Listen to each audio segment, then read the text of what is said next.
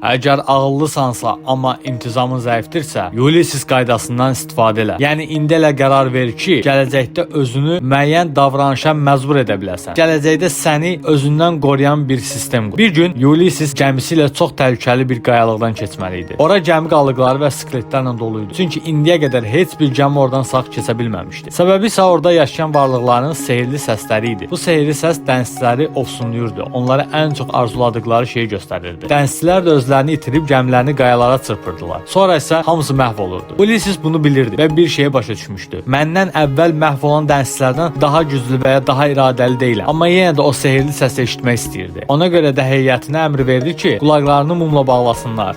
Onu isə gəminin dirəyinə möhkəm bağlasınlar. Sonra dedi: "Sehirli səsi eşidəndə mən yəqin ki qışqıracağam. Sizə yalvaracağam ki, məni açın. Amma nə desəm məni azad eləməyin." Gəmi qayalığa yaxınlaşanda Ulysses o sehirli səsi eşitdi. O ən çox darıxdığı şeyi eşitdi. Həyat yoldaşı və oğlunun səsini. Sanki onlar onu çağırırdı. Ulysses özünü itirdi. Dirəyə qarşı çırpınır, dənizçilərə qışqırır, hətta onları təhqir edirdi. Amma bir şey onu xilas etdi. O əvvəlcədən qəbul etmişdi ki, təkcə iradə kifayət eləmir və buna görə özünü dirəyə bağlamışdı. Məhz buna görə o təhlükəli yerdən sağ keçdi və sonda ailəsinə qovuşdu. Bu qaydanın mənası çox sadədir. Ağıllı insanlar iradələrinə güvənmirlər. Onlar özlərini qoruyan sistem qururlar. Məsələn, məşhur yazıçı Victor Hugo işləməli olanda özünü otağa kilitləyirdi.